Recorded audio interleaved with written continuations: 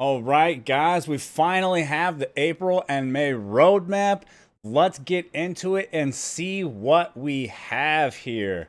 I already kind of went through this part. They just kind of touch on previous things and suggest that you read the, recent letters. Videos I've already covered these other news sections and these other events and stuff to talk about in here.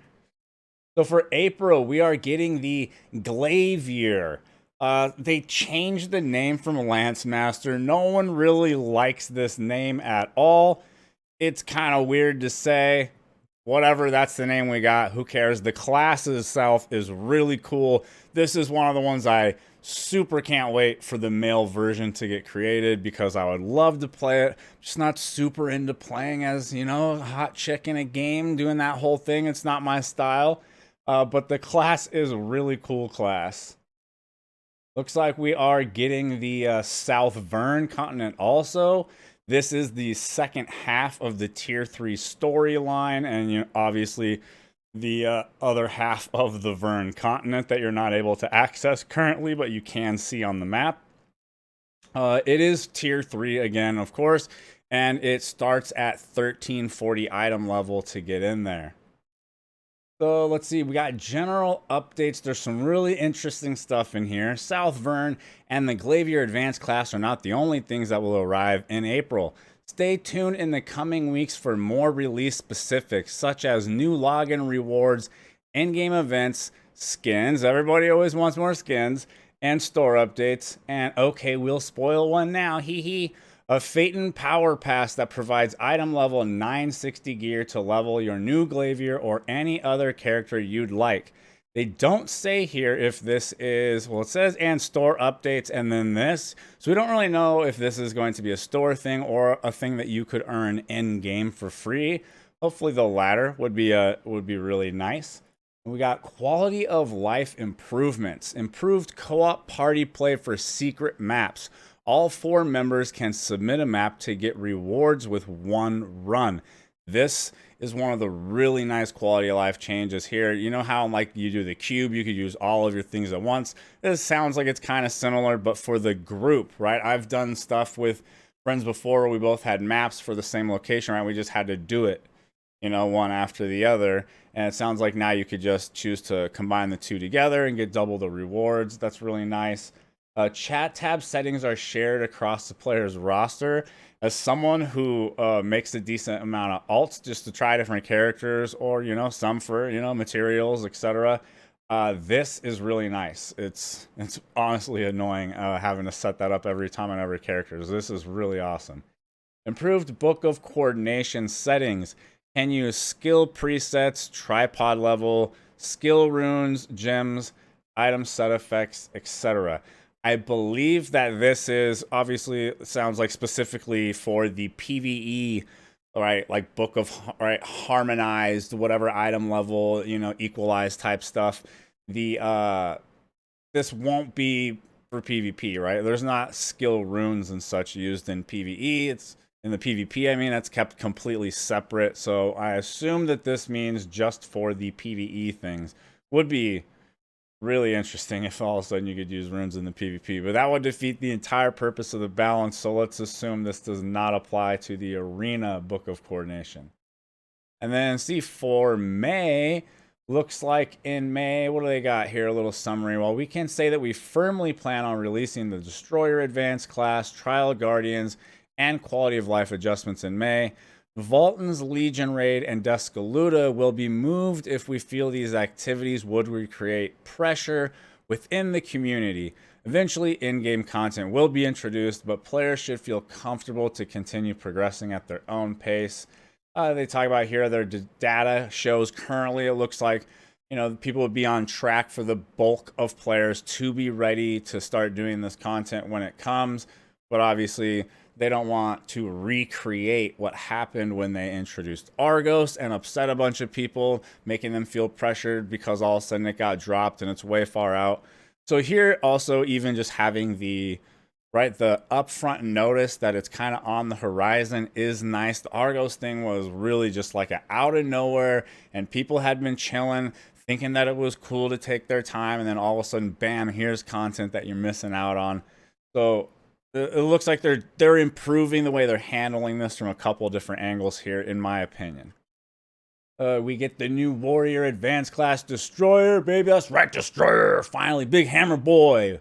Bonk. Everybody likes to do the bonks.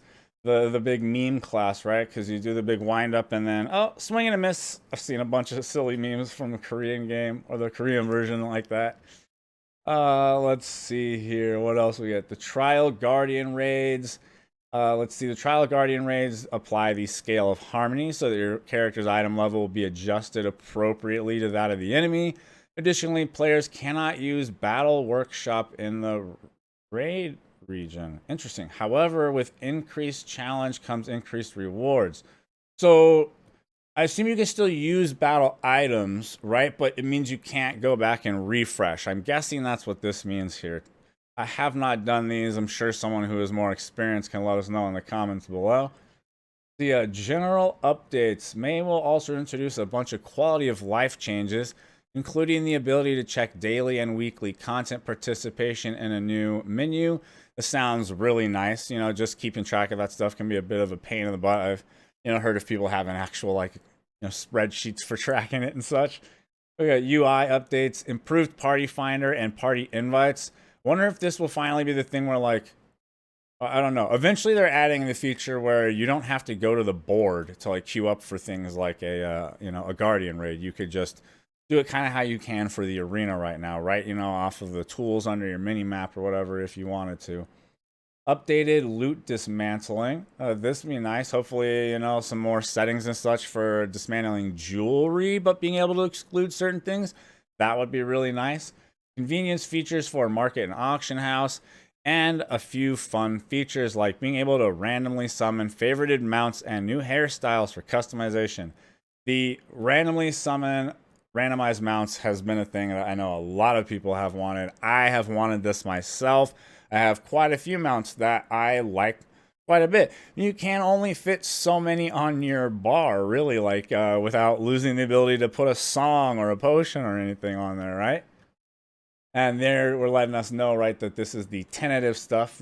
Could be moved if the progression, isn't looking up to snuff for people to be there. New Guardian raid, Descaluda. Right, and they just letting us know here it's a 14-15 item level. And we got Legion Raid Vaultin normal and hard mode.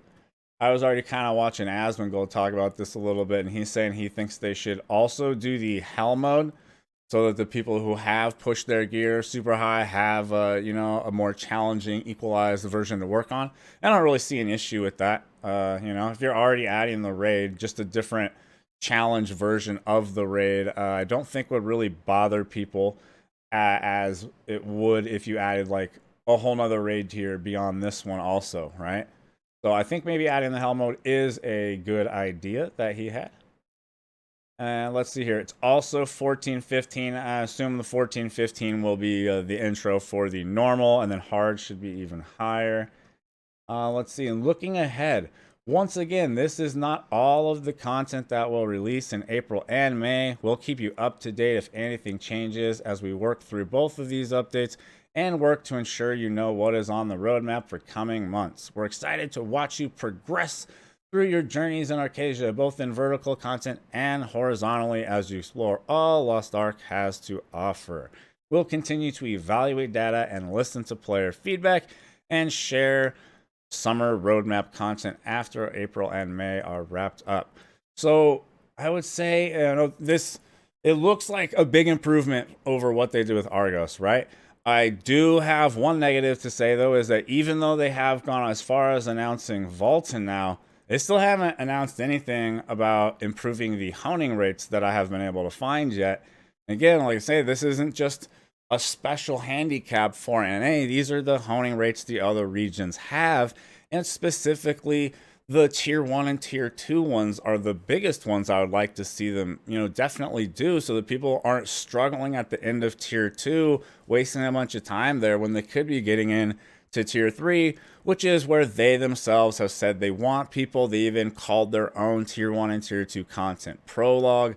That's definitely where they want people to be. And I'm sure a lot more people have gotten there with events and everything else, but there's new people coming into the game all the time, right? There's always, especially being a free-to-play game, there will always be more people coming in, trying the game. Had to cut on the last bit because my mouth was getting so dry I had to get some water. I'd like to say, overall, I think like everything looks really good. Like I say, it looks like they've learned from some mistakes already. They're making improvements on how they're introducing the content. I'm excited we're getting the Destroyer class, even just that little mount thing and stuff, some of the UI tweaks, the chat stuff. This all sounds really awesome. Really, like the only negative thing I have to say is that like there still just seems to be almost brushing this honing enhancement rate change that happened and holding back the giving us the better rates, like I say, especially for the tier 1 and tier 2 people, but also the initial part of tier 3, just letting people get up to 1370 and start getting into the the real content basically by their own standards there.